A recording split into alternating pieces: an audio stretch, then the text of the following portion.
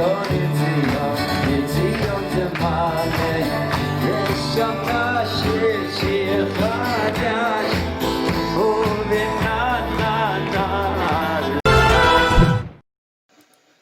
folks, welcome to our new show, Beyond the Seven, live from Jerusalem with Rabbi Aaron David Poston. I'm so enjoying this series. Rabbi Poston has been taking the time out of his busy schedule to do specific research to teach B'nai Noach and Jews, of course, pertinent information that go beyond the seven. So, folks, I'm just going to turn it right over to Rabbi Poston. Rabbi Poston, how are you doing today? I'm going to have to mute my mic. For some reason, I got some massive feedback here, and I hope it's not me, but everything seems to be coming across okay. Rabbi, how are you? And please share with us the Torah. So, thank you very much, Dan, and I welcome everybody who's watching right now. Shavua Tov. Once again, Shavua Tov to all those people who have come out of Shabbat, the Far East, here in Israel, anywhere in Europe, Africa, who knows, and for those people still in America, maybe they're taking their Shabbat Shluf, Shavua Tov, I don't know, but also Chodesh Tov. We are just entering now the month of Sivan, and I wish everyone a Chodesh Tov. Thank you, Dan, for having me once again.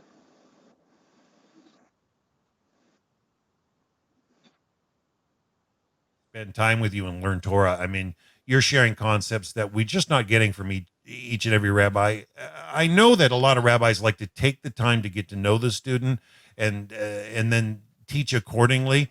For you to take on the task of saying, okay, I'm going to start to show you what is pertinent beyond the seven, that is universal. I think that is meaningful. Thank you. I what I'm going to talk about tonight, B'ezrat Hashem, with the help of God, we'll get deeper and deeper into why it's so important and how much respect the Jewish nation should have for a non-Jew who has decided to abandon, whether it's idol worship or any of the false religions, and cling to the one true God of Israel and live a moral life.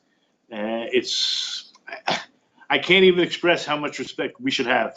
I mean, after we get through tonight, I think we'll have a little bit more insight why the Jewish nation needs as many non-Jews. I mean, there's 7 to 8 billion people on the planet. This is what God wants, and whatever we can do to help each individual or as nations to get there, we should be like whatever I'm doing. I think other Jews should do as well, to try to educate. And that's all we can do. Well, so I'm happy to be here. You're bringing us a learned position. I'm thankful. You've taught us so much so far in the first 4 lessons. Have you got a prepared package today, or do you want to give us a quick review, bring us up to speed, especially for those that might be new to the show? Sure. Before we start, I don't know, are you on both Facebook and on YouTube? Just asking. Yes, sir. We're live on both Facebook and we're live on YouTube. We got people on Facebook right now, and we got some joining us. My friend Scotty Helton is with us live on YouTube as well. So, yeah. Okay, good. No, because I was trying to put it on my pad and I couldn't get it, so I was going to turn it off. Okay. So it's like this. I think I mentioned towards the very end of last week's class something that could sound very controversial, and I want to take this up in the beginning. I mentioned that there's this idea that a Noahide, right, someone who's abandoned idol worship and has attached themselves, and I'll say it, to the God of Israel, which means they're basically attaching themselves on a certain level to the Jewish nation. Can they be called a Jew? So the truth is, I led you on just to come back. No, the truth is, I like the word Jewish, right? Like, what would a non-Jew who's attached themselves to the Torah of Israel, right? What would they call themselves?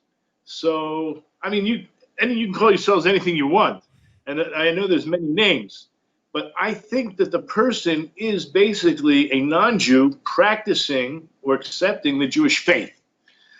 So if they're accepting the Jewish faith, and I'll go into that, I'll go to the meat and potatoes of what I mean. So could they be called a Jew? So No, I don't think they could be called a Jew, but I like the word Jewish because the ISH at the end, what else are you going to call yourself? So a non-Jew practicing Judaism. In other words, it's one, I don't even like the word religion. So just, okay, but it is Portion. one universal path for all of mankind. And maybe it's not one, maybe it's broken down into several, everyone has their own path. But, the Jew has 613 within this framework. And the Noahide, or the non-Jew, they had 7 within the same framework. And I'll just reiterate one of the things I mentioned in a previous class. And I mentioned this at the beginning of Corona to my students. This, the word Corona means crown. I mean, that's simply what it means. And I feel this is a Jewish teaching, that this is what needs to be taught at the moment, that the crown of Torah needs to be put back in its rightful place. And I mentioned before, in the 10 Commandments, we call the 10 Commandments. They're not 10 Commandments, they're 10 statements. There are 620 letters. Right. I'm talking about the first set. The second set, it's a little bit different. But the 620 letters, Chazal taught us that each one of the letters represent a different mitzvah. I went through the Rashi, I went through the Rav Saji Gon, and that the 613 letters represent the 613 mitzvahs plus 7, the 7 for the Noahides. Again, they're not specifically 7 commandments. We talked about this. That's why we're called Beyond the 7, this series. There's 7 overreaching concepts, principles, and they have many subcategories. And hopefully through these lessons, not just mine, but many of the other teachers, you'll realize that there's a lot of details that are worth knowing. And that's also what I'm going to talk about, right? The idea of wisdom. Beautiful. And even though we discussed the difference between the wise and the pious, there is an understanding that wisdom is a crucial part of one's life, right? To be a thinking person, right? My Rosh Hashiva, Rav Noach Weinberg, said, I don't know what percentage, I think he said 99% of the world is sleeping. They're just unconscious, right?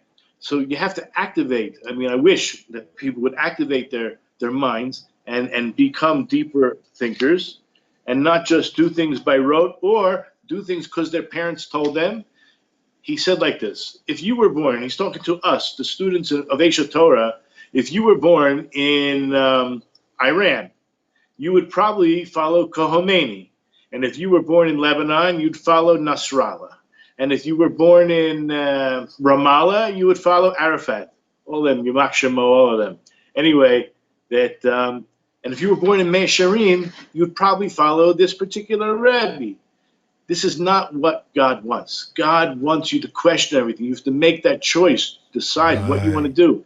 Don't just follow things because, they were handed down. And we know in the prophets that the nations will say, our forefathers, our fathers inherited us or handed down to us lies. Right now, this is what the nations are going to say. The truth is, it's so too about Jews, right? We also have to go deep and discover things on our own.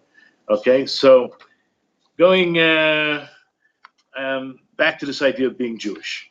Okay, so the name Yisrael, believe it or not, in the Gemara, in Sanhedrin, that says all of Israel has a place in the world to come, the Meforshim, the commentators, explain that the word Yisrael and the word Tzaddik, which means a righteous person, are synonymous. Which got me thinking, because if we're talking about a righteous Gentile, we're using that term in English, righteous, and the Tzaddik, that's how I would translate right. I would translate as righteous.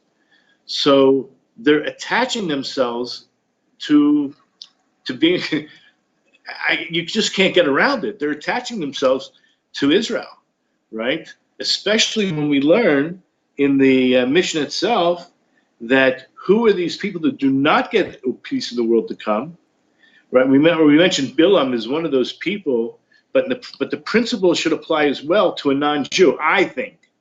And I've discussed it with other people and other rabbis, and they seem to agree with me. But it's not written anywhere. But it says if you say that the resurrection of the dead is not from the Torah, or that the Torah is not from heaven, And then list other things.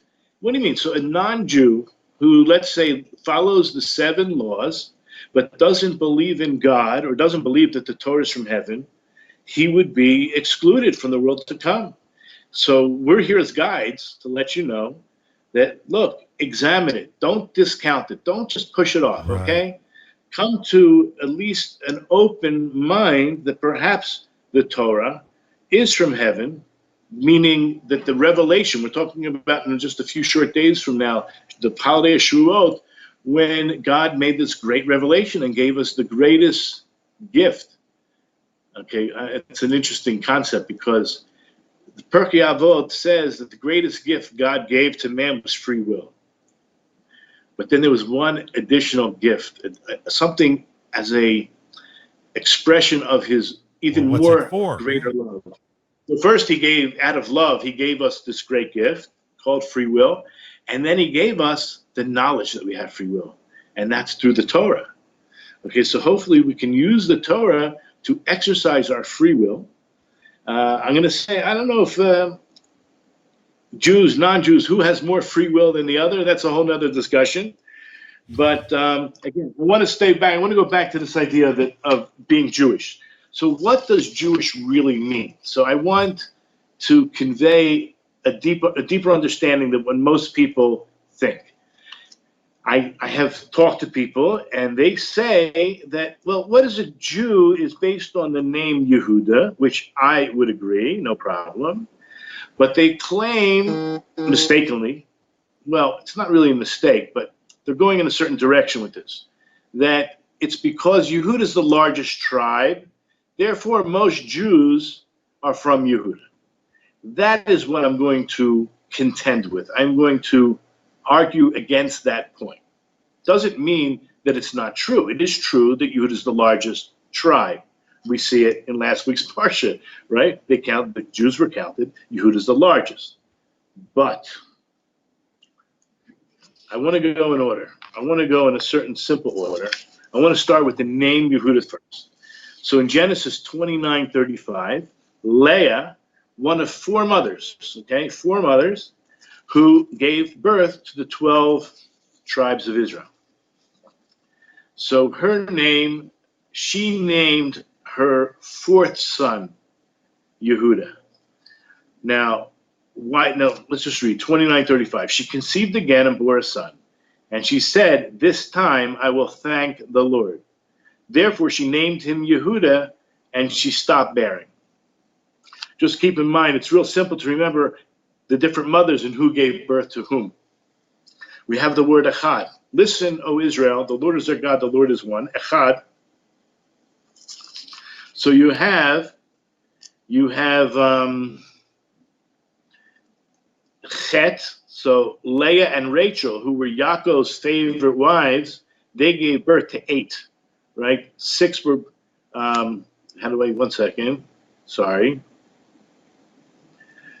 And Dalet. So the two, what do you call it? The two, I just got confused for a second. That's okay. No, this is how you're talking about the youngest. Actually, check the details. Huh? Are you talking about the 2 youngest? Go on. The 2 go on. handmaids. They weren't really. They were called wives. Sometimes, otherwise they were the concubines. So they gave birth to 4. But between Leah and Rachel, so one saying here she's 4, and Rachel gave birth to 2, so that's 6. You know what? I'm going to just skip that, and I'll do my homework, and I'll give you a better rendition next time. Let's just stick with Leah. Leah had 4, and her 4th son she named Yehuda, and then she stopped bearing. So what is it that caused her to say this? So our tradition tells us that she had Ruach HaKodesh. She had the Holy Spirit on her. She foresaw that there were going to be 12 tribes through the 4 mothers. So that was true. Now, even in prophecy, a prophet could come to certain conclusions on their own that could be wrong. And she made a mistake. Her mistake was that she thought that each one of the 4 mothers were going to give birth to 3 children, right? Simple math. Right. 12 children divided by 4 is 3. Yeah, 4 apiece. So as soon as she gave birth to her fourth child, she realized she received more than she deserved. And this is the lesson here, right? She says, this time I'm going to thank the Lord. Let's see the Hebrew. V'tar od, she got pregnant again. V'teled ben, she gave birth to a son. V'tomer, she said, hapam, at this time, meaning when she had her fourth son, Oda es Hashem. The word Odeh and Hodu and Yehuda, it's all based on this exact concept of being grateful. What a Jew is, we're talking about Yehuda. A Jew is eternally grateful. We already spoke about the time that King David even says, what does it mean, b'meh? What does God ask of me, right? The word b'meh, he reads as b'meya, with 100. And he decreed, and again, it's a controversy. According to some, it always was part of our tradition. It was lost, and he realized it had to come back because of the plague. So he decreed 100 blessings a day. But you have to say, a Jew is, you just walk around, you're watching their mouths move. What are they doing? Right? It's not just sitting there and praying. It's, you're going to eat something. You're going to go to the bathroom. You're going to do this. You're going to do that. Your bodily functions. You're so happy. You're praising Hashem for health. This is what a Jew does. A Jew. So what's the difference between a non-Jew and a Jew? Why can't he, be in the same state of mind? Right? I'm not calling them Jews. I'm just saying they could be Jewish, right? They could imitate certain aspects because the Torah is just so full of wisdom of how to live one's life. Like we talked about thievery. Thievery is one of the 613 mitzvahs for a Jew. It's also one of the 7, but they are different, right? There are different ramifications. But nevertheless, how much lessons could be learned and, drawn forth of how to live a pious life as a non-Jew? You go into a store and you talked about this, I think, the last time, and you act like you might be interested in buying something for whatever reason, but you're really not interested in buying something. That's stealing the time of the salesperson, right? To become sensitive, even if you're not obligated, but you have this overreaching obligation of not stealing, and you can learn so many things about how to behave in a moral fashion, right? In business, right? According to our tradition, the first thing that and I'm assuming why wouldn't it be true about a non-Jew? I have no idea. Maybe I'm wrong. But I know that a Jew, the very first question he's going to get asked when he goes to those pearly gates, I don't know if that's even a Jewish concept, pearly gates, but the Yom Hadin, when he's judged by God, is, were you honest in business? Right? It's not, did you believe in God? Did you keep Shabbos? Did you eat pork? For a Jew, and why wouldn't it be true? I don't know. I'm going to assume that maybe a non-Jew should think that is also going to be asked upon him. I have no idea. But the first thing that Leah named when she named her son Yehuda, I received more than my share. Okay, this is very important. Look at Rashi. For those who have Rashi, this time I will thank, since I have taken more than my share, consequently, I must offer up thanks. Whatever I'm receiving is a free gift. If we would ask God to give us, this is impossible, okay? God doesn't owe us anything. No. If we would ask God, give me what I deserve. Whoa, be careful. Don't ask that. I beg you. Don't ask God to give you what you deserve, because who knows? Trust me.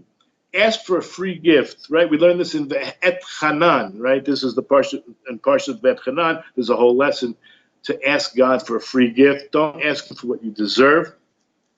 She was so eternally grateful. So I think when we call ourselves Jews, it's not just on the fact that Yehuda is the largest tribe.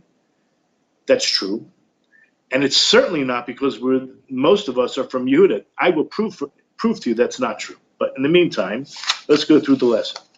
In Esther, which is not the only time the Israelites are called Jews, but in Esther chapter 2, verse 5, it says there was a Judean man. In Hebrew, it's Ish Yehudi. Now, was he from the tribe of Judah? No, read the rest of the sentence. There was a Judean man in Shushan, the capital, Ish Yehudi haya b'Shushan habira, whose name was Mordechai, Ushmo Mordechai, ben Yair, the son of Yair, ben Shimi, the son of Shimi, ben Kish, the son of Kish, Ish Yemini, a Benjaminite. He was from the tribe of Benjamin. Okay, and why is he called Ish Yehudi? So look at Rashi, a Judean man, Ish Yehudi, because he was exiled with the exile of Yehuda. All those who were exiled with the kings of Yehuda were called Judean or Jews, Yehudim, among the nations, even if they were from another tribe.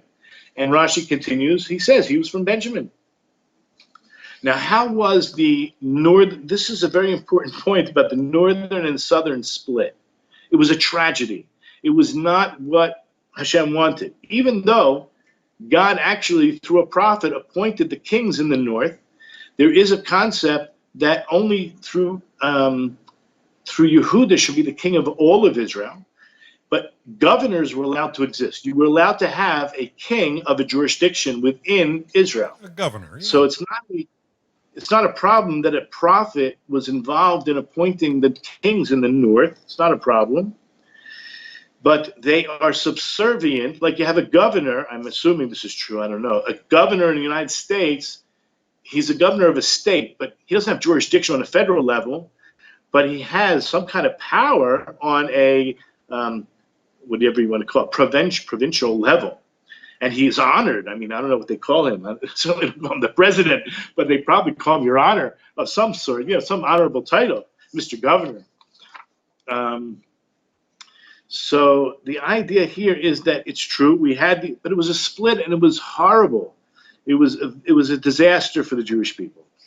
And many of the kings of the north were sinners. I'm not saying any of the kings in the south were all righteous either. But then there were quite a few righteous kings in the north as well. But they set up idols. They set up a system where you couldn't go to Jerusalem. Okay? So there was rebellion against the king of Israel. So Yehuda, the king of Yehuda, was the king of Israel.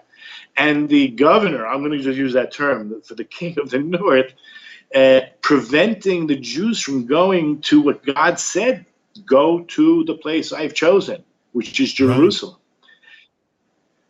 Right. Okay, so that was a tragedy. Now, in terms of people rebelling against the evil king, that was a fact. Let me go through it. Almost all of Levi, they knew their place. They were honorable. They didn't involve themselves in the sin of the golden calf. They didn't involve themselves in the sin of the spies. These people, the Kohanim and the Levim, were extremely righteous and bright and smart and knew their place. Of course, we're not talking about every single one of them, but by a vast majority. And they basically rebelled. They already came down from the north to the south to live in Yehuda. Now, Yehuda did not just involve Yehuda. It also had Benjamin, the tribe of Binyamin. And where was Shimon? Where was the tribe of Simon? That was within the borders of Yehuda. So you had 4 tribes that were in the south, basically, okay? But there was always intermarriage between tribes. You always had intermarriage. That was permissible. Okay, there was a period of time there wasn't, but in general, you had intermarriage. So people would leave their let's say women for sure, would leave their family state and live with their husbands, and vice versa. You also had, if you had a rich father-in-law, right, or you had a good business opportunity, you would also relocate, right? So that happened. So I'm going to now give you the figures, right? We still had, let's just use the numbers of 600,000. It's just the easiest number to deal with. So you had whatever, 50, 70,000 of Yehuda, which was the largest, okay? But still, when you take I'm going to say 1/10 instead of 1/12 of the tribes, but then you still had Binyamin, you still had Shimon, you had Levi, and then you had the intermarriage, and I'm going to throw out a number about 10%. You had 10% of the north, 10% of 600,000 is still in the same range as the equal amount of Yehuda, right? Around 60,000. So that's 10%, whatever. I'm just throwing numbers. We're not being exact here. So you had a large chunk of, we'll call them either not yet refugees. We're talking about through intermarriage alone. Then when Sennacherib, when an enemy comes and even gives some warning, I mean, the prophets warned about this. So don't you think there's every time you have war, you always see refugees. So we'll give a number, we'll give a 10% number to another 10%. Why not? So now you're talking about 20% of the northern tribes already in the south. And then you had Jeremiah. Our tradition tells us that he went out to bring them back, and he brought another 10%. So you're talking about 30% of the northern tribes. So that's already like 3 times the amount that was already just in Yehuda alone. Plus, again, you still had Binyamin and Shimon and Levi. So to say that Yehuda was the largest tribe, yes, nobody's going to argue that. But to say that you're probably from Yehuda because that's it, they're the mass majority, that's just not true. You know, I don't know if it's 50% chance you're from Yehuda, or I think it's a lot less. We don't all have the tradition of 2,500 years. And a lot of, we would call exile, running to and fro around different countries, around this globe of ours. But you also have many Jews, I don't know what the percentage is, but I've met them, who have documents. They know exactly who they're from. All you have to do is find in your lineage a great rabbi, 200, 300, 400 years ago, and they themselves, those rabbis, have documents with how they go all the way back to the 12 tribes. Wow. So it's not like you really have to keep 2,500 years worth of documents.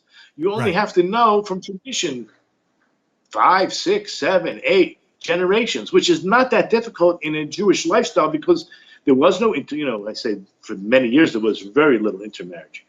And people were very proud of their heritage. I know people, they just know sometimes it's the last name that gives it away, who they're from, which rabbi, this, that, and the other thing. So what did I say so far? So you have basically the idea of the refugees, the internal tribal marriages. Yeah, coming to the south.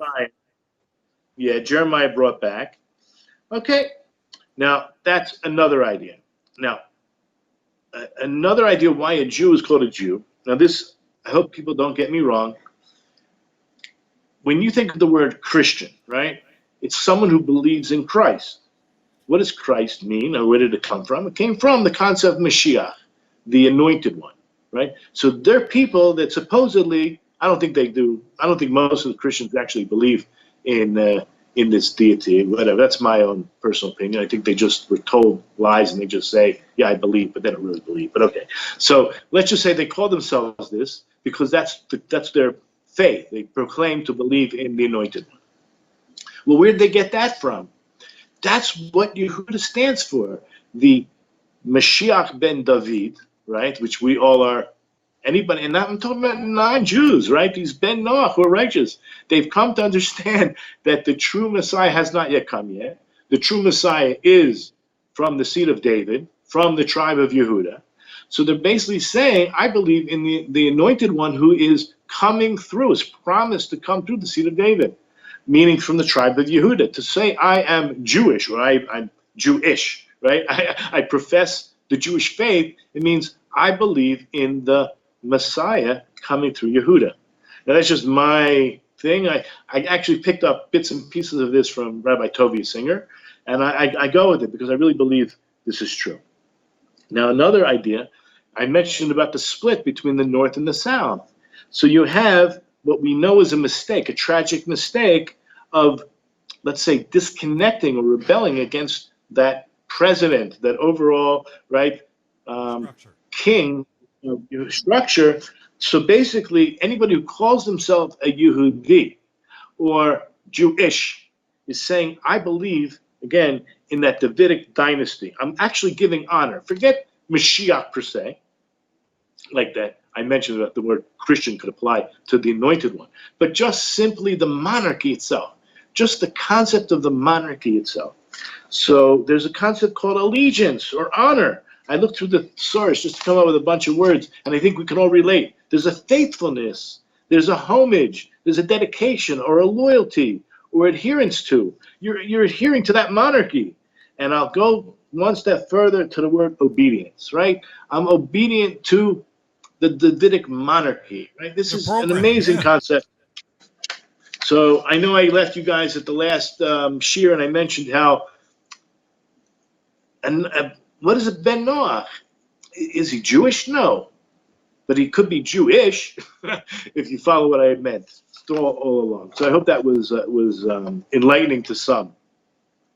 Well, Rabbi, I do find a lot of people, especially those of the 70 nations, especially those that are even new to the notion, they most do not understand that the identity of a Jew is more than just its nationality, and it's more than just its religion. It's a kind of the whole package of being, from the line all the way back to Moses and all the way back to Abraham, but being in that promise from the time of Moses, it's the whole promise entitled with the nation that Hashem had promised to Abraham, and that blossoming into becoming that nation. So it's intermingled between religion and nationality. I mean, I live in Canada, which is quite a melting pot, I hate to say, and the melting pot has its strengths, but it also has its disadvantages. And I learn, especially from the Jewish people, that there's some honor in the preservation of something that's pure and righteous and holy and just. But I like where you're going with this. Thank you. Okay, so now we're going to go even deeper into something I brought up last week, and this was in Gemara Sanhedrin Nuntet 59a. And I found the Ben Yehuda asked a brilliant question, and I think even a better answer, but you wouldn't have such an answer without the question. So we all are familiar, I'm assuming that many of the Bnei Noach are familiar with the Gemara that mentions in the name of Rabbi Yochanan about a non-Jew. Now, I'm going to say, we talked about this, he's an Oived Kochavim, that means someone who still worships idols. He should not be involved in learning Torah, because the Torah was given and commanded to us by Moshe, and there was a discussion, was it Gezela, Geneva, is it stealing, or is it sexual impropriety, and that is a discussion on its own. But then comes a brisa in the name of Rabbi Meir, and Rabbi Meir says, from where do we know that not an Ovei Kochavim, that means an idol worship, but a goy, someone who's given up idol worship, who is oisek b'Torah. In other words, oisek could mean learning and teaching and really delving deep into Torah, that he is what? He's like a Kohen Gadol. He's like a high priest. And the verse was brought down. We discussed this a little bit. Ushmartem et chukotai, and you shall guard or observe my decrees, ve'et mishpotai, and my laws, asher yaseh osam ha'adam, which will do in them or perform in them a man, the chai behem, and live in them.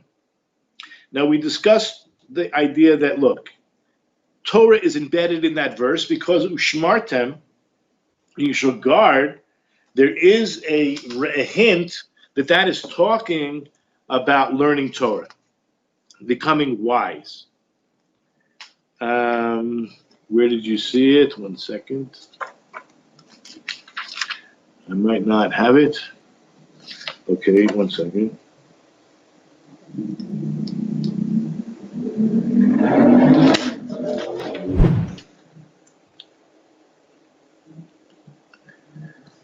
Let me just continue on. I'll get to that point later.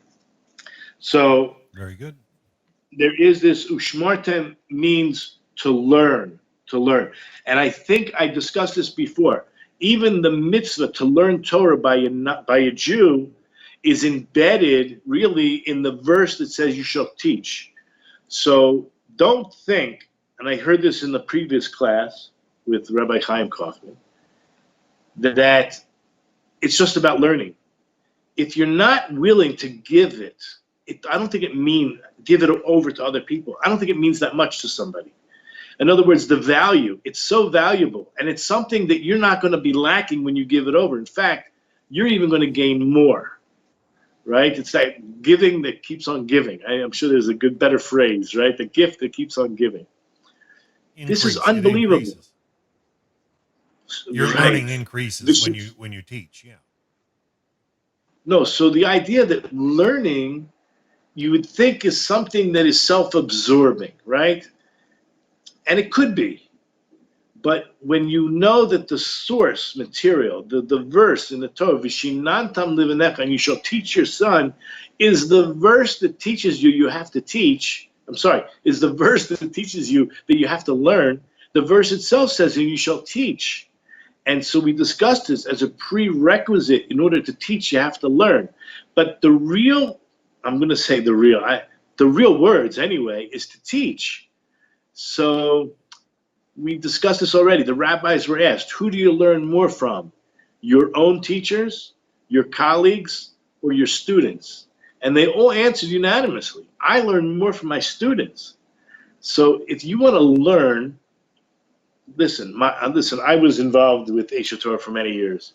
And the Rosh Hashiva of Noah Weinberg, Alav Shalom, he said, if you know just the alphabet, right? Just the alphabet, right? Just the ABCs, Aleph, Bet, Gimel. You have an obligation. You have an obligation to go out and teach. Imagine he taught us about the people in Russia, the Jews in Russia, it was forbidden to learn Torah. This is our generation, right? It was forbidden to learn Torah in public, right? They had to go into basements. They had to, I don't know, send all kinds of secret messages of how and when they would meet. And some people only learned a few words, and they would pass those words on like a code. They would risk their lives to teach what we call the truth, right? So anyway, that's enough for the idea of why it's so important to teach. But the Gemara, we understand learning or teaching is embedded. And how do we know non-Jews? Because of the word ha'adam. Now that is on its own a very interesting lesson. Now this also could be controversial.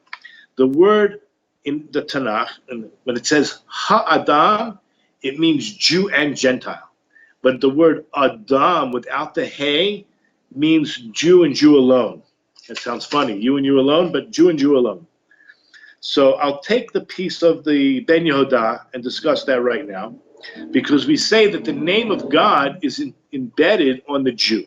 First of all, Yehuda is the same letters as Yud K. Well, it's the same letters anyway, Vav K, but there's a Dalet in there, right? And the Dalet, for however you want to look at it, even though the word Yehuda means thankful, grateful, appreciative, but it also means to admit and to acknowledge, okay? And the word vidoy, like to confess, it's the same root also. It's to confess is to acknowledge what you have done wrong. But anyway, so the Yehuda is God's name with a Dalet representing the many things, but one of them is that we have an obligation to teach the world. Dalet is always like a representative of the four dimensions of this world, something physical. So the Ben Yehuda I mentioned is the Ben Ish Chai. Let me just continue. I'm sorry, I missed one line in the Gemara. So it used that verse, and the verse, I'll just reiterate where it is. It's in Leviticus 18, verse 5. So it says at the end, Osam ha'adam v'chai behem, which a man does and lives in them. Kohanim Leviim Yisraelim lo ne'emar ela ha'adam. Now it doesn't mention the word Yisrael. It doesn't mention Jew. It mentions the word ha'adam. So for some reason, the very fact that it doesn't say Kohanim Leviim Yisraelim, that gives you the hint that it means ha'adam is talking about the non-Jew. And therefore the conclusion is, you learn from this that even a goy who's involved in Torah, and involved could mean teaching, and very much will mean teaching and going deep, is likened to a high priest, a Kohen Gadol. So basically, before I read this Ben Yehuda, the main question that really bothers at the Ben Yehuda, and it should have bothered me. Where is this Kohen Gadol in that verse? I already told you, to teach or learn is there. Non-Jew is there. But the conclusion of Rabbi Meir is that he's likened to a high priest. Where in that verse do you see the word high priest? Okay, so let's start with the fact that it says it does, the actual Brisa says it doesn't say Cohen, Levi, or Yisrael. So let me just sum it up real quickly. He goes through this idea that the word Adam is Jew, and Ha-Adam is all mankind. So if you take, maybe I should just read, I like to read his words instead of trying to paraphrase. I thought maybe I'd save some time. He says the kasha, right? It's a little bit of a question about these words. Cohen, Levi, and Yisrael is not mentioned. The chi in yesh shum mitzvah b'Torah sheniskara al shem shloshtam halo kol mitzvah sheniskaro al shem Yisrael bilvad afagav the shaychi b'shloshtam. What's the difference, right? Is there? It's like a rhetorical question. Is there any mitzvah in the Torah that mentions all three of them? Is it not all the mitzvahs that are mentioned by the word Jew alone really obligated on all three of them? Whenever it says Israel, why mention Cohen Levi at all? Why does the Brisa have to mention that Cohen Levi is not mentioned? Just say Israel, maybe. Here he says, V'chan hachi havele lemem Yisrael lo nemar ela Adam. Just say, it doesn't say Israel. So say it means, so the fact that it says Ha'adam must mean to include non-Jews as well. So he says, look, it looks to me like this. With the help of God, I'll explain. That Israel is called by the name Adam, whereas the non-Jews are called Ha'adam with the Hey. And the reason is because for Israel, they have three madregot. They have three levels of holiness.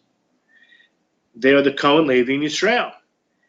The Chol Kedusha Nimshach Mishem Yudke. And all of their holiness emanates and stems from the Yud and the Hey. Now, what's Yud and Hey? That's 15. What is it three times, right? You have Yisrael, Cohen, Levi. So you have 3 times 15 is 45. And what's the gematria of the word Adam? Is 45. Okay. Therefore, Shemaskas Yisrael b'Shem Adam. Now we understand why the Jew is called by the name Adam, because that's because the Yud K, we're talking about those two letters, that name is on the 3 levels of the Jew. Ki'ilu mazkirim b'Shem Kohanim Levim Yisrael. Whenever you mention Yisrael, whenever you mention the word Adam, you're talking about Cohen, Levi, Yisrael. The kan kavanato lomar, here the intention by saying Adam and not saying Ha-Adam. 1 second. The fact that it doesn't say Adam, it only says Ha-Adam, that's the intent. Kevan the Torah Adam, since the description of Adam, which is man, again, Ha-Adam is mankind and Adam is the Jew.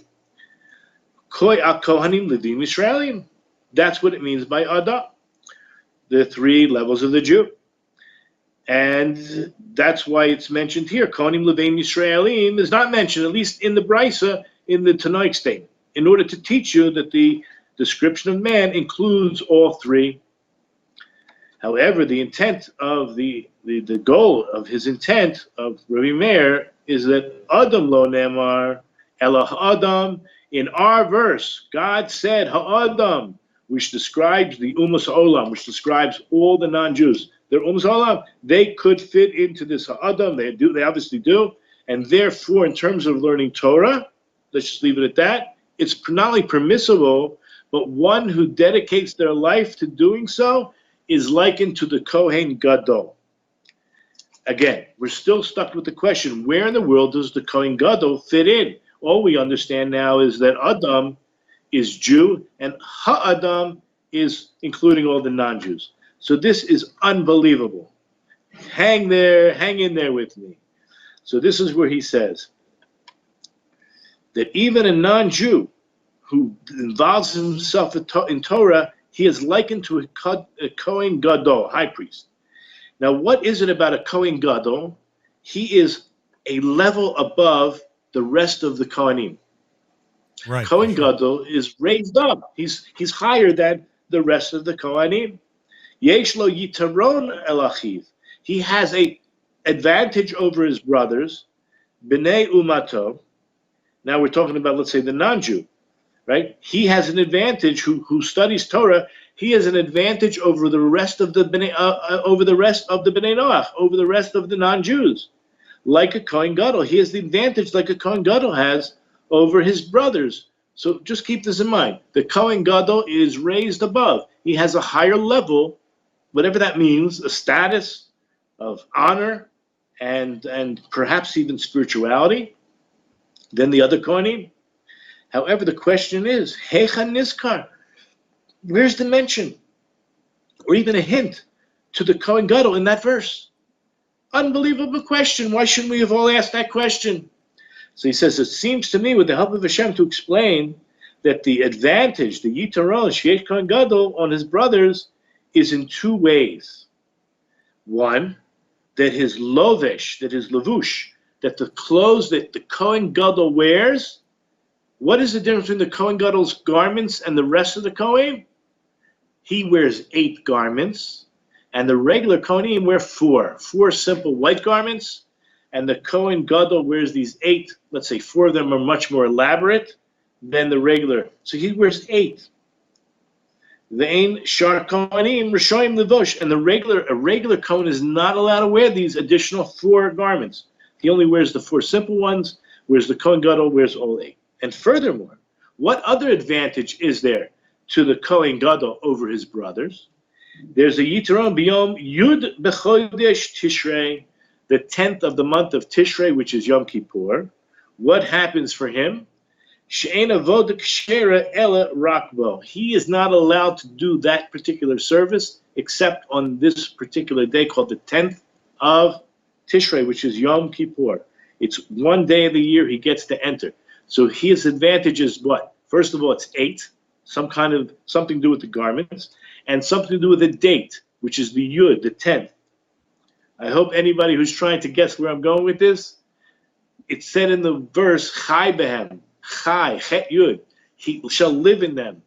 Remember we said, where is the Kohen? You're going to compare a goy who learns Torah to a Kohen Gadol based on this verse? I got the learning part, right? What else did we say? I got, I'm sorry, just go back in the verse.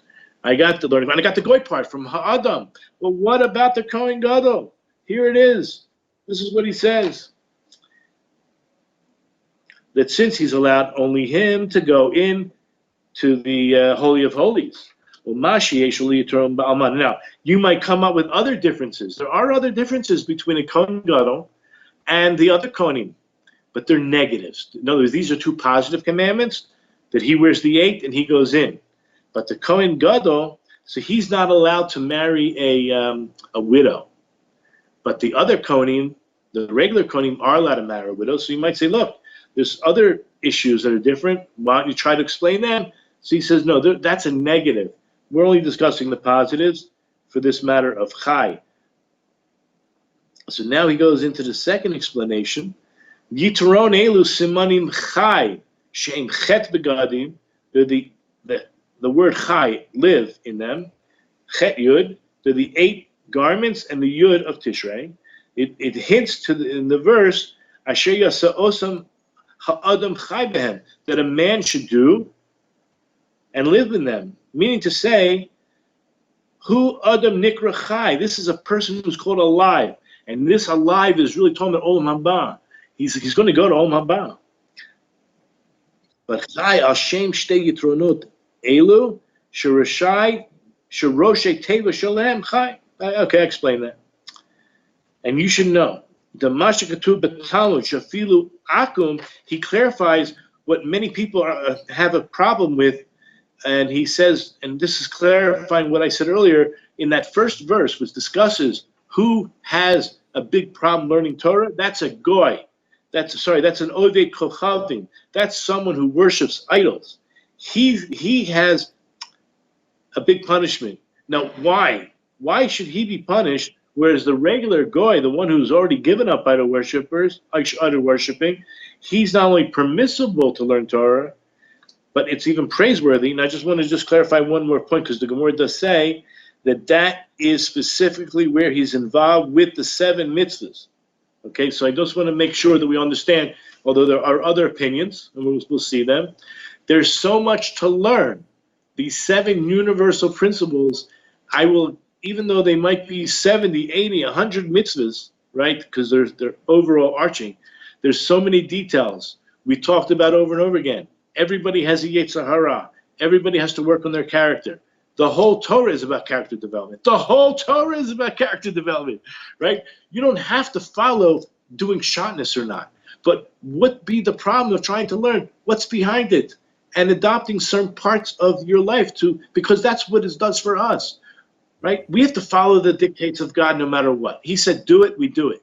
But we have books and books to explain how this is supposed to sensitize you in your relations between man, between man and God, between man and yourself. Okay, so the Torah is just so full of wisdom that there's almost no limit to what a non-Jew could involve himself with. But he must, and I'm saying this, I usually don't tell you what you have to do, but you must involve yourself with what you have an obligation for first. And once, and believe me, it's probably a lifetime, but listen, you could learn and should learn what you enjoy learning. If it's philosophical things, if it's whatever it is, right? Whatever rocks your boat, whatever uplifts your spirit, whatever is going to give you more cheshek, more desire to fall in line and be obedient to Hashem, then you should do it, right? We talk about Musa, right? Musa is like a catalyst. It will help you become more obedient, right? It'll help you clarify who you are, the potential that you have, and help you refine your character on the way. So let me just read the last line, because he mentioned in the first part where it was problematic, that was an Oived Kochavim, but where it's learning Torah compared to a Kohen Gadol, it's the word Goy is used. So remember, he's from Iraq 150 years ago. And yet he knew, like many people are today, squabbling what the Rambam really means and what the Rambam really says. And I'll just use his words. When he says what it says in the Talmud, Efilu akum is oisek b'Torah, ta'ut defus. It's a mistake. It's a mistake. Tzarek lomer efilu goy oisek b'Torah, but it needs to say even a goy who's oisek b'Torah. We're talking about the second line. The first time it's used, it's an Oived Kochavim. But when it comes to the Kohen Gadol, that's Goy, not an Oived Kochavim, because an Oived Kochavim means someone who is worshiping idols and the stars. And we all know Rebbe Meir, Lo Ayri Ba'Oived Avodah Zarah She'over HaMitzvahs HaGedola Sheba Mitzvahs Bnei Noach. Rebbe Meir, he's a Das Yachid. I just want to mention also, when we have a system. We don't just follow Rabbi Meir, okay? It's very important. Rabbi Meir says that it seems that if all that a goy has to do is give up idol worshiping, and he's like a bona fide ger toshav of Bnei Noach, that's the biggest mistake anybody could ever make. Number one, we go by the majority. That was the rabbi said, no, you need all seven. Just giving idol worshiper is not going to get you your key into heaven. Okay. There's another concept. Rebbe Meir and Rebbe Yehuda argued a lot, meaning they have on the same page in the same discussion, two different sides. Whenever Rebbe Meir's name is mentioned, we never go like him. It's just like it's like anybody that knows anything about Talmud knows this. We don't. As soon as Rebbe Meir and Rebbe Yehuda are mentioned, just chalk out. Doesn't mean we throw away Rebbe Meir, but no, we don't go like Rebbe Meir. They specifically mentioned his name as a key to know, because Rebbe Meir's rabbi went off the derech. His name was Acher. We'll talk about this story another time. And basically, he went off the path, and it was well known. Rebbe Meir still learned from him. He was such a great guy, this Rebbe Meir. He could still learn from him, but we would never give honor to his rabbi again. And therefore, whenever Rebbe Meir's name is actually mentioned, it means we're not following that opinion. Whenever Rebbe Meir is not... And nobody would know this if they're not a Jewish person. Anybody who studied Talmud, seriously, would come to this full knowledge. Now, sorry to say, yeah, maybe we're learning something new. So basically, it comes down to another concept. We always follow the majority, right? You have the rabbis, and you had Rabbi Meir. In that particular instance where Rabbi Meir says it's only giving up shituf, it's only giving up shituf, right? And then the rabbis say, no, it's 7. It's clear. We go the 7. It's not this one thing. Anybody who fell into this hole of thinking that Rabbi Meir is a legitimate shita. No, I'm not saying he's not. We're talking about Rabbi Meir. But they dafka mentioned his name. I want to mention that all the other Mishnayos are basically Rabbi Meir's, the anonymous Mishnah. Anytime there's no name mentioned in the Mishnah, it's always Rabbi Meir. They don't mention his name, that we go with it.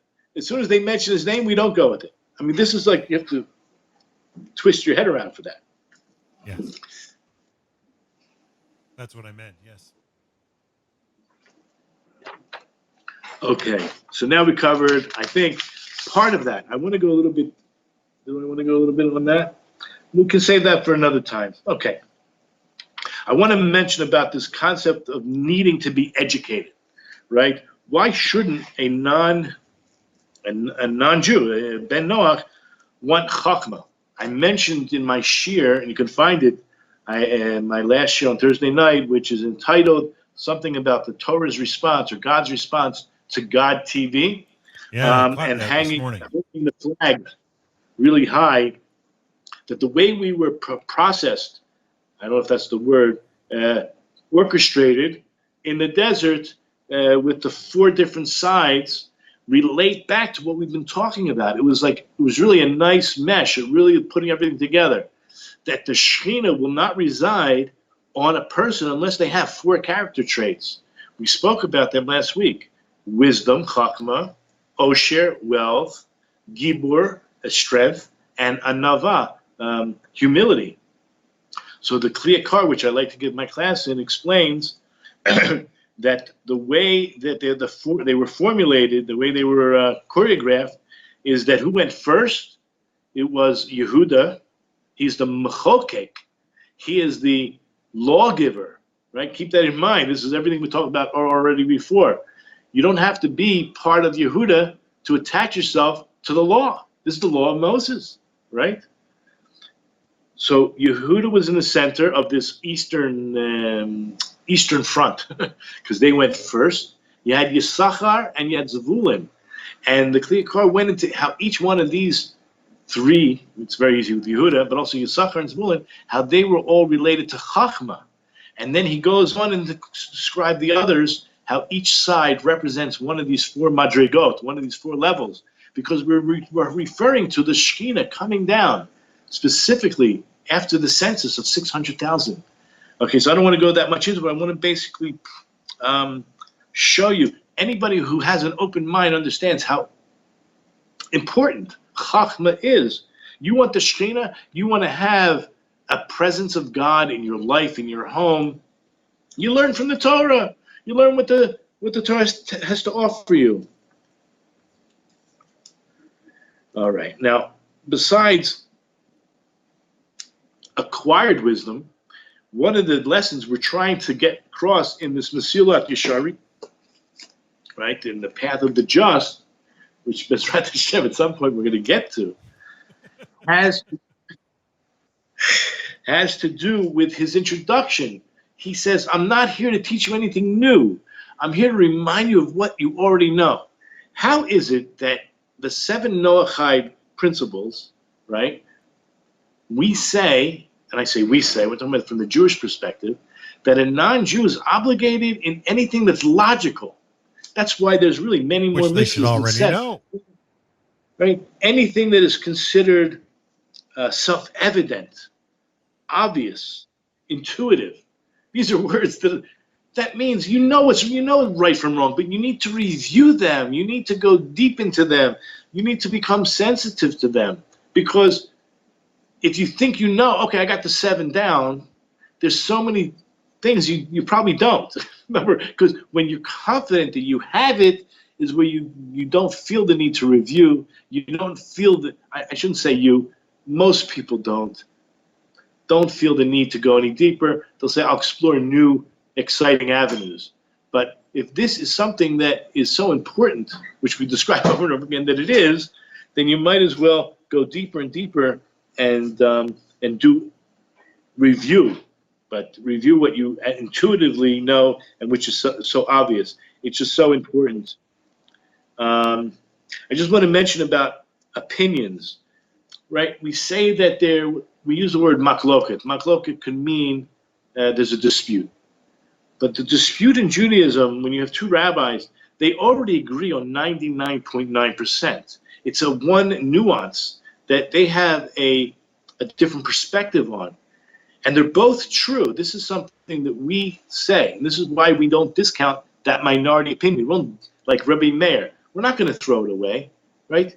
It's valid, and it could be used in extreme measures. If there was a great loss of money, or if it's a rabbinic ordinance, right? So there's going to be times where the Sanhedrin will make a decision that goes against what we've been doing for all these years, but they won't come up with something new. Whatever is in our Talmud, even if we'll call it a minority opinion, it's a valid opinion, and it will be used in either extreme emergency. Yeah. It's required. The times call for it. Yeah. But what is most important is that we follow the majority, right? We have the pasuk in the Torah. I can look it up right now. In, if I'm not mistaken, it's in Deuteronomy chapter 17. And let's see.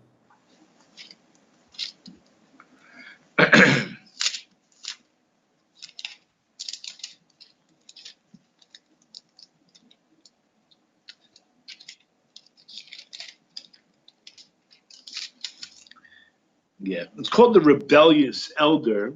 If you go to verse 8 of 17 of Deuteronomy. So this is another proof for the oral Torah. Not that I need to prove anything, but for anybody who has any questions, what is this thing about the oral Torah? Because I met some ex-Christians who basically, have always said, well, I don't want to fall for the doctrine of men. I've already fallen for the doctrine of men before, and I see that Judaism has so much truth, but I'm afraid to go that one step and fall for the doctrine of man. What does that mean? We have to redefine the term. Is it a doctrine of man? Is Judaism a doctrine of man because they have so many rabbinic ordinances? Look what it says. Again, chapter 17, verse 8. If a matter of judgment is hidden from you, between blood and blood, between verdict and verdict, between plague and plague, matters of dispute in your cities. So listen, anything that's crystal clear, all the Jews know, there's no question. But when you have a question, you have a doubt, you don't know the answer, so you take it to the local court. The local court tells you what to do. You follow them. What happens when the local court doesn't know? So then you shall rise up and ascend to the place that Hashem your God shall choose. Now you may say, I don't know, it's the Vatican, it's, Salt Lake City. I have no idea what someone might say, but we know what it means, right? The God, the place shall choose is here on the holy hill of Jerusalem where the Sanhedrin would sit. And it even says, you shall come to the Kohanim, to the Levites, and to the judge. In other words, not all of the judges were Kohanim or Levites. They were really the ones who should be studying most of the time and being able to judge. But you had, Baruch Hashem, you had very worthy Jews to sit on the Sanhedrin who weren't from the Kohanim or the Levite tribe. And to the judge who will be in those days, meaning this is for eternal. This is not just at the time you had a temple. You shall inquire, and they will tell you the word of judgment. So now you go to them. The Torah itself says you have to go to them to determine the judgment. And then it says you do according to the word they will tell you. Again, even when you hear the word oral Torah, Torah means instruction. Oral, it says to the word which they tell you. They're telling you something. They're opening their mouth. Okay, it could be they could write it, but this is something that they are verbally or coming to some kind of conclusion and decision. So you're going to do according to the word they will tell you from the place that Hashem will choose. So it's true. Right now, we don't have a Sanhedrin. So we don't have, but we have to go by the majority of at least what else we're going to do. We go by our own rabbis, and hopefully they are in touch with other rabbis who are basically coming to some kind of consensus. This is the best we can do until we have the Sanhedrin. to the place that Hashem will choose, you shall be careful to do according to everything they will teach you. So whatever they teach you, they're teaching you something new. For you, it's new. It was a doubt. Something got lost. It wasn't, or you had some new invention. What can we do with an elevator on Shabbat? They didn't have elevators 300 years ago, but they had the principles. The principles they had, and the principles are what, like, that's the whole Gemara. The Talmud is discussing these 13 principles. Like a light bulb, is considered like lighting a match or lighting a fire, isn't it? Well, that's one of the opinions. All the rabbis got together when electricity became very popular and tried to determine, well, what is it? So the old, what do they call, candlescent light bulbs? Well, it had a filament that would turn red. Today, LED, I don't believe, has anything near what the candlescent light bulb was. But at least then, it could have been fire, which you're not allowed to ignite a fire, or it could be melting, like it becomes red hot. So you take metal, so you're talking about like cooking, okay? So cooking and igniting fire, they're two different of the 39 malachot. There's another idea that it could be building. Yeah, people building. How's it building? So thank God, all the men in my family, they're all electricians. And I always grew up with this idea of, they called it building a circuit. So what do you mean? You're connecting this wire, right? And then all of a sudden, now there's a full circuit. It's going around. So the problem with that, what most people agree is only the main would be building, because that's part of the building process. You build a whole building, and until the main is switched on, but usually, like, you think if you open a door or open a cabinet, you're building or destroying. No, it's on hinges. It's meant to come off or meant to open and close. So the light switch is meant to go on and off. It's not really building. So you're not really building a circuit within the house. But the main would be problematic. The main, in fact, you could be building and paying for your mortgage while your house is being finished, and finally you're ready to move in. It's like the finishing touch, right? As soon as I don't know if the electric company does it or somebody else, as soon as they put the building, switching on the main, with the approval of the electric company, and you're allowed to now move in because everything's up to standard, that's building. That's part of building. So the main would be, as opposed to, but don't get me wrong, there's probably a minority opinion that holds a light switch is like building a circuit, and that would be problematic. I don't agree with it, but okay. And I think there's another opinion. But so we take all of those opinions into consideration. Mm-hmm. That's because they were all correct, right? There is an aspect of each one that violates the spirit of Shabbat, right? And it could be, we don't know anything about electricity, but the whole concept of being on your phone, wherever it is, 24 hours, 7 days a week, is not in the spirit of Shabbat, right? The rabbis have this authority to say it's forbidden. And then they have this discussion, what exactly is the forbidden nature of it? Okay, so let's go on. If we're still in the verse 11, according to the teaching, let me just go back, right, from the end of 10. And you shall be careful to do according to everything that they will teach you. Now they're teaching you. According to the teaching that they will teach you, according to the judgment they will say to you, you shall do. What is the need to repeat about teaching and telling and teaching if it's not an oral Torah? That's what the oral Torah is. You shall not deviate from the word. Again, the word. And what do you need that word that they will tell you? Again, it's all like, hello, if you're sleeping, if you don't understand that there's a concept called a living Torah. God did not, and this is the big issue with Greek philosophy and maybe even Christianity, the way they believe their Godhead, that he is too big to deal with us petty people, right? He created the world, he left. He's not involved. First of all, prophecy itself proves that he's involved, right? That's what prophecy is. It's just showing you his constant involvement, right? But the idea here that God is totally involved with everything we do. He's not so high and we're so small that he wants nothing to do with us. Quite the opposite. Quite the opposite. In fact, you're talking about, it's called a living Torah. He's in wherever he is, right? In heaven, in every molecule of the world, wherever he is, he's with us in our decision making. We call it Siyata D'Shmai. I read you the Ben Yoda. Every time he makes a statement, he says, with the help of Hashem, I can explain it, right? You don't think these rabbis on the Sanhedrin pray to Hashem, they come to the right decision? He helps them. He helps them make the right decision. And of course, sometimes they make mistakes. And the Torah itself says, just imagine, the Torah says you don't know what to do, you go to the Sanhedrin. That means it's a dictate of God. It already is God's, what was the word I used before? I used it when I said that the doctrine.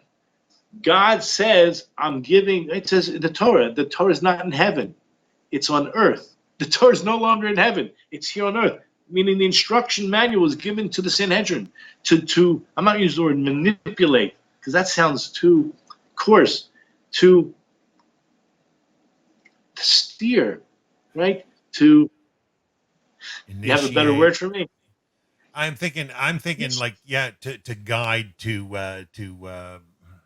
well, it's an I got instrument. it. Navigate. I was seeing I'm thinking a ship, an old ship's wheel in my mind as you're talking, but you navigate, you hit it right on the head. I like that word. So it says you shall not deviate from the word that they shall tell you. So they're helping us navigate, right? When you're on Waze or what they call Google Maps or whatever it is, you're driving somewhere, you're walking somewhere, and you make the wrong turn, then there's I forget the word, but recalculating. Yeah, it's always recalculating, sure. So same thing with history. God gave us free will.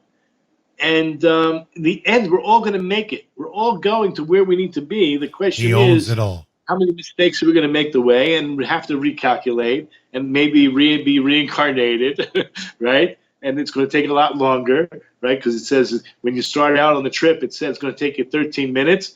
And then 13 minutes in, you realize you didn't follow the instructions exactly. And now you got 23 more minutes. And you wonder how the heck it started out 13 minutes. I should be there already. You know, Rabbi, the worst with following a lot of these self-guided or these GPS maps, the worst is I have seen people, especially here in the Canadian Midwest, developments are so new. Okay, you're following a GPS. You've seen these kids, and they drive right into the middle of a field, Well, as long as you don't muddy field that you can't. A neighborhood with terrorists. I guess. I wanted to discuss something.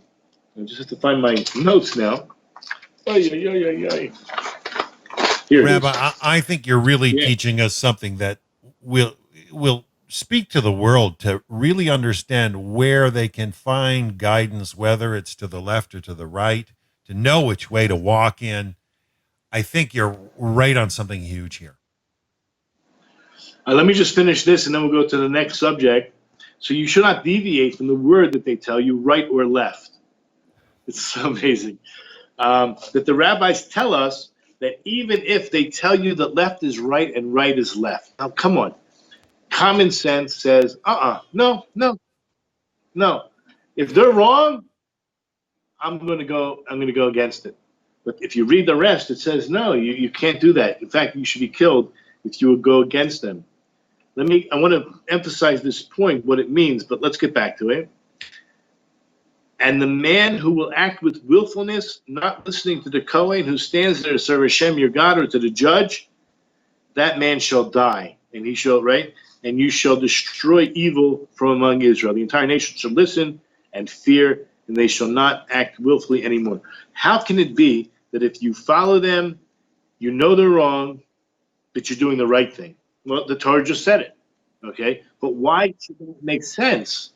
It's hard for me, Rabbi. A very hard thing. I mean, if it's sound, and it makes perfect sense, it's easy to, yeah. But when, if I don't get it, The listen, there's going to be a difference what you do in public, what you do in private. Okay. Is it really violating? Okay. Or you're going to continue to teach your own way. So there's a few different levels here. You're a teacher and you're going to continue to teach what you think is right against what they decided. It's wrong. You feel that there's something that they said is wrong, and privately you're going to do what you think is right. As long as you're not violating it in public and you're not doing something against the Torah, perhaps it's not a big deal. Okay? But what the real problem here is like this. Two levels. I'll call it, I don't know what the word is, but like there's a default or an automatic fix. So the automatic fix is that the Torah itself says if they were wrong, the sin lies on them and they have to bring an offering for the congregation. So what do you have to lose? This is what God says to do. Okay, we're not talking about what kind of major issue. They're talking about something that was impure and it became pure, and like you brought it into the temple and you didn't realize. What's the big deal, right? You're talking about something between man and you're killing somebody. They're not going to make any kind of mistake like that.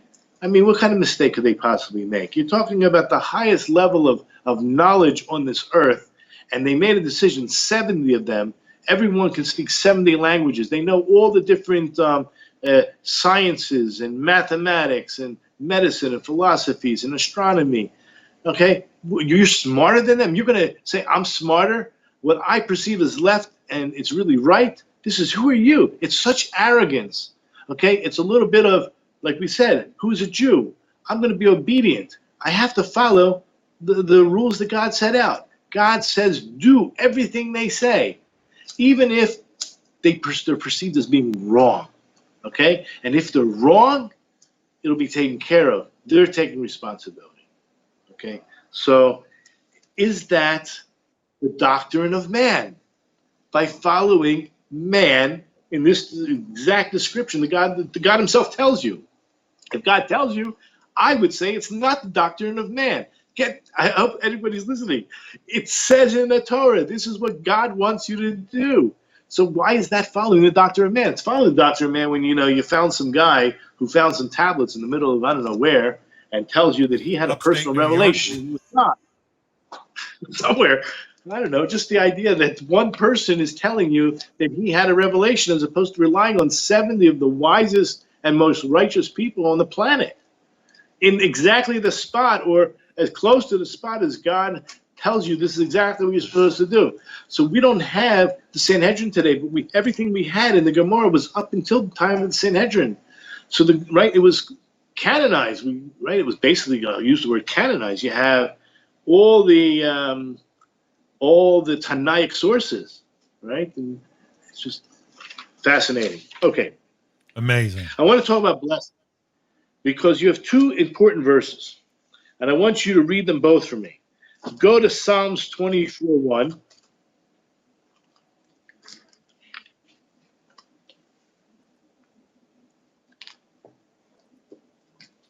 Yes, sir. You want me to read it? Please.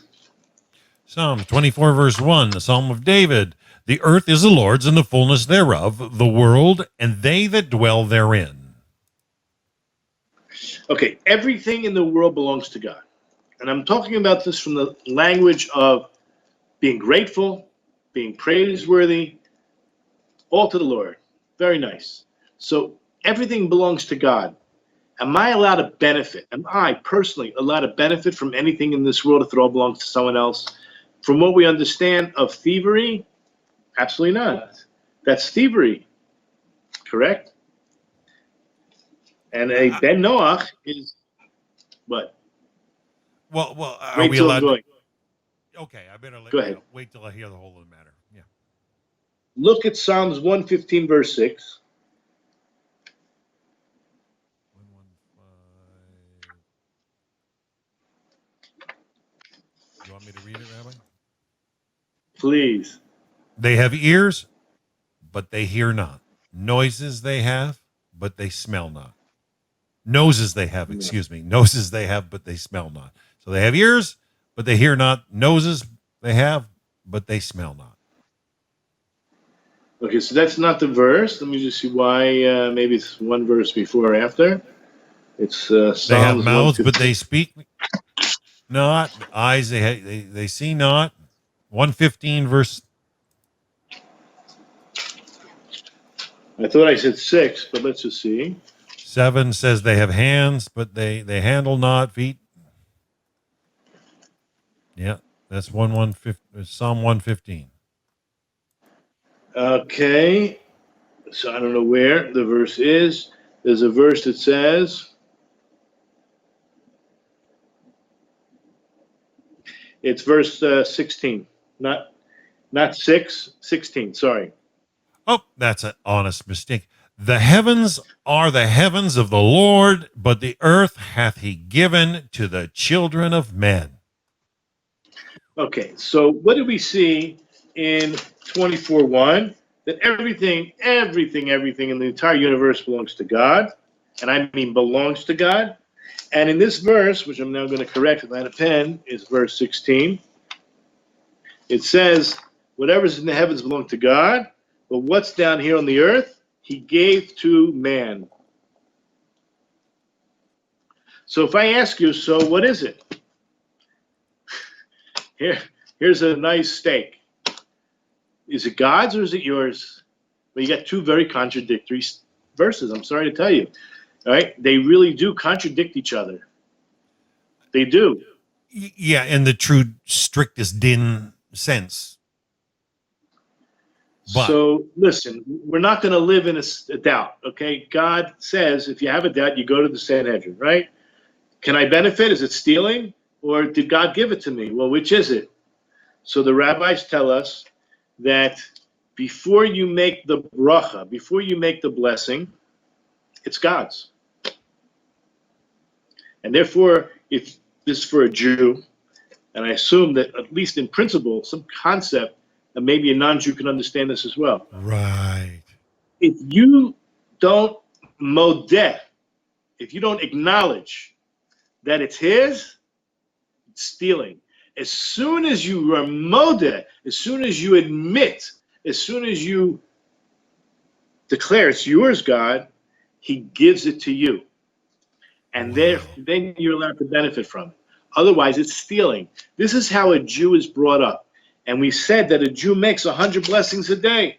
Look in Deuteronomy chapter 10, verse 12. We said, what does God ask of you? Bemeh, bemeh. King David is the one. He instituted, or reinstituted, 100 blessings a day. I believe he reinstituted. It was just forgotten. But either way, King David's pretty good source for me. You know, whether it was a new chidush for him, but it says in the Torah, b'meh, b'meah, with 100 blessings a day. So I think this is there's so much wisdom in the Torah that you think twice before you eat. Wow, this really belongs to God. Look what he gave to me. This beautiful looking fruit, and it smells nice, and just imagine, I don't think we all think about the nutrients, but certainly if you compare it to a Twinkie, an apple, you know, listen, the Twinkies still have to make a blessing on. I don't know if they have Twinkies anymore, but you know what I mean. Some kind of sweet stuffed treat. sugar. Yeah. Useless. Either way, useless it treat. could get you through the day. It could get you through the moment, get you to the class, whatever it is. How are we doing on time? Well, we've almost been 90 minutes, Rabbi. But if you want to continue, you go right ahead. But I found that you just brought that so alive about the gratitude. You know, I was thinking to myself, you know, just because I walk under the shade of a tree, you know, is it, you know, do I have to give thanks for the shade of the tree? And then all of a sudden I think of, you know, Jonah, or at the end of the book, and I'm thinking, you know, the gourd over his head, and I'm thinking, you know what, the rabbi's telling you the truth here, Dan. Just be more thankful, and when you're not, I don't think, especially us B'nai Noach, or those of the 70 nations, we don't realize that we're actually acting animalistic when we don't give thanks. Okay, so yeah, we have a lot to learn. We have a lot to learn. Everyone on the planet, and Baruch Hashem, God gave us 120 years. And we should take advantage of the time, right? This is also during the Svirah, we call the counting of the Omer. Make time count, right? We're not just counting time. We're trying to make time count. So I'll end with this little short lesson. I don't know how short I can try to concise it, make it very concise. But even though we have this idea of 50 days, and believe it or not, right, 50-day journey to Har Sinai, and we have to count each day, that by the Jubilee is also this concept of 50 years. But it says by King David, he says God made the life of man 70 years. Well, is it 50 years or is it 70 years? So we have a teaching, and this is a very, I think people would have a lot of understanding and rachmanut, a lot of mercy on humankind when they hear this, that God does not judge the human for the first 20 years. Right? For a Jew, when he becomes 13, he's obligated in all his earthly activities, and he'll be judged by a human court. But anything that one does against God, he totally overlooks, because he knows you are in the process, I'll call it adolescence or development. You're really trying to find yourself. And he has such mercy. He created us, he knows. So the first 20 years don't count. It's every year from the 20 year till your 70th birthday, those 50 years. He's telling you, make an accounting of your life, right? These are just lessons that a non-Jew can say, well, I'm not obligated to count every day. I'm not celebrating, Jubilee. I don't live in the land of Israel. I'm not really relating to it. But there are lessons about everything, and this is make life count, right? I hear people counting. Now they're in the 70th day of the quarantine. I don't know what day of the quarantine we are, but are you just counting the days, right? What happens in your life? Make the most of it. Learn, pick up a book, start a conversation with somebody, ask them how they achieved what they achieved, how they got to where they are. I mean, what's the problem? Here we have phones. I think they're almost free. The phone call, like any zip code in a certain, continent is almost like free these days. I don't know. And then you have, forget the phone, you have videos. You have so many ways of talking to people, communicating with people, emails, WhatsApp, this chat, that kind of chat. I mean, don't be afraid. Run into people. When you finally run into somebody after not seeing somebody for days, you can find out what their life is like. How are they surviving? What are they planning on doing with their life? I don't know. There's so much to learn from other people. Who is a wise person? Who is a wise person, right? Because that's what we talk about wisdom tonight. Is someone who learns from everybody. What does that mean? You have to have an attitude of humility. Even if it means to learn what not to do. There's something you can learn from everybody. So my prayer is, first of all, Shavua Tov, Chodesh Tov, that we all are on the path towards wisdom, and that is, believe it or not, that's the first of the 4 levels that we're discussing in Mesilas Yesharim. So at least we got some of the principles across. And I look forward to next week. It'll be after Shavuos holiday, if we're still learning, Motzi Shabbat, or whatever time it is, wherever you are in the world. And what I really would like to see is certain comments. You can the private message me. At least I have an idea what is on the people's minds, what direction they want to go in, what I have already spoken about that might raise questions, bothers them. And the earlier I get these questions, the more I can prepare. So my first few sessions, I got quite a few, but they stopped coming in. So I don't know if they stopped coming in because people are so busy with other things, or what. So Rabbi, you're developing a good group here, and all I can say is those that are with us, some of them attend many other broadcasts I do, and a few of them are new, but I find that they're a good group that nobody wants to ask a bad question, okay? And they're learning and growing, and they're giving you the honor and respect as a rabbi, and they're saying, wow, more often than not. So they are learning lots from you. We're digesting it. They're taking a step back, and please don't take it the wrong way if they're not asking questions. you must understand that as a B'nai Noach, as somebody who's in the 70 nations, a lot of this is coming at an angle that is something we've never thought. And I find this most often with Judaism, especially somebody who came out of teaching or within Christianity. I find the rabbis share things that you're never going to hear there. You're just not going to hear it. There's notions that are beyond, that fly above anything that they can think or imagine.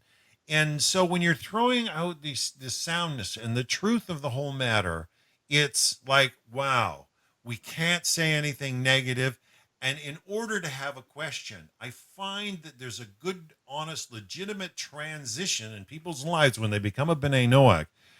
They don't want to ask a question out of respect for you and your valued time, because I have seen rabbis that will spend days, weeks, hours, and grieve over a question to come for the right answer to the right person. B'nai Noach, they find out early when they become one, when they do legitimate teshuva, turn away from idolatry. What happens is a lot of them, like when they were in Christianity, they want to go knock on the pastor's door 20 times a day. They want to ask questions 50 times, a week. And then they start to realize, wait a second, there's only so many million Jewish people in the world. There's only so many of those that are rabbis. There's only so many of those that'll even speak to us. They're valuable, and I find, talking even in the past with someone like Rod Reuven, who does a lot of outreach with B'nai Noach down in Texas there. The reality is, he says, he's got a group of rabbis that are at the head of that organization, and he's his title was, a leader of education or something. He says, he doesn't have people come and ask him those same questions like when he used to be, he was a military chaplain. When he was one before, he says, people come bombarding questions. And we learn quickly from you rabbis. We learn quickly that coming with a loaded question is not an honest question. And we want to be respectful. So please don't take it the wrong way if we're not asking questions. If you do get one from somebody who's been a B'nai Noach for a couple of years, they get this, and they're basking and soaking. We're not like porous sponges that just slurp it up.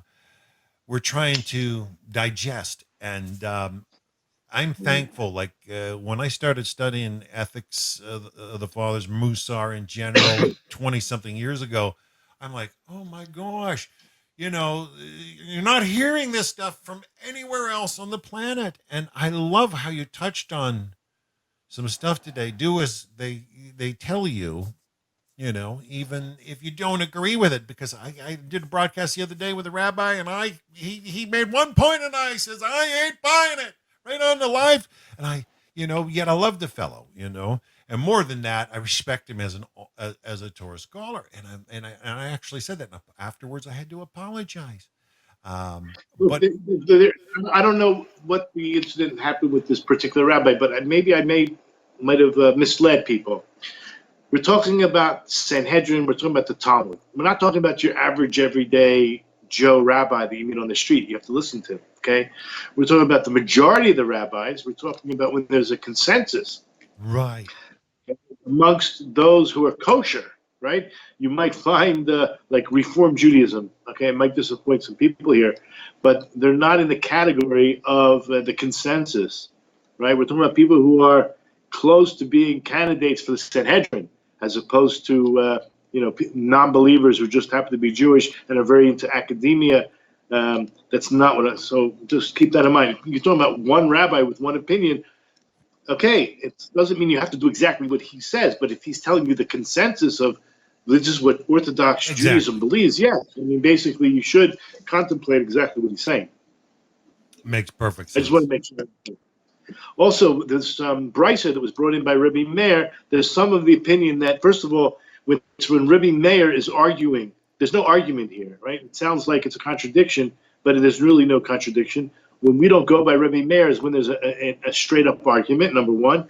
And according to another opinion, it's not Rabbi Meir, it's Rabbi Yirmiyah. It's almost the same letters in a different. So just so if anybody thought that I was trying to say we don't hold by Rabbi Meir in this case, this is obviously a very. The Gemara concludes we do, right? It's talking about the 7 Noahide laws. He would be like a Kohen Gadol. Even the Rambam passes like that. So we're not talking about an argument of Rabbi Meir. If it is Rabbi Meir, and according to some it's Rabbi Yirmiyah, but just to get that through, that I was not saying we don't pass like Rabbi Meir in this case, because there's no argument, no clear argument. Okay, so. Excellent, excellent. Well, shall we wind it down with this, Rabbi, that last statement? Or have you got Sure. one more you want to say? No. I mean, I have a lot more. So there's no point. There was a tremendous amount that I prepared, and I'm just afraid to enter any of it at the moment. Right. So we'll go through my notes and see what I didn't cover, and I'll pick it up next week. Excellent. You know what I mean? And folks, yeah, please take this from the rabbi himself, Rabbi Poston, saying, hey, send him some questions in advance. If you give him the questions, he'll take the time. He'll come up with a great part and work it into the discussion. We're enjoying the crowd that's coming out. I want to thank you all for being with us. And you can find Rabbi Poston on his website, Yiboneh.com. Feel free to go in there. Check him out. Support him, folks, and what he's doing there in Jerusalem. He's doing wonderful work. I find that he's, so community-oriented and teaching people about how to be kinder in their communities, that it's just a wonderful opportunity to get to know a lovely rabbi like him. But more than that we get to hear Torah from Jerusalem. So you can find him on social media as well, Facebook, YouTube. I know he's reached out in the last 5 weeks, jumped into so many different Noahide Facebook chats. So if you see him out there, folks, you friend him and ask a question if you have a question that might work out. We want to learn more beyond the 7 that are really universal and just comprise, and we want to hear it come from the Torah and what the sages have to say. So, Rabbi Poston, I want to thank you for today's broadcast. It got off to a little slow start, but I think you really took it home in the end. So I look forward to next week, Hashem willing. So until then, have a wonderful, wonderful week, folks.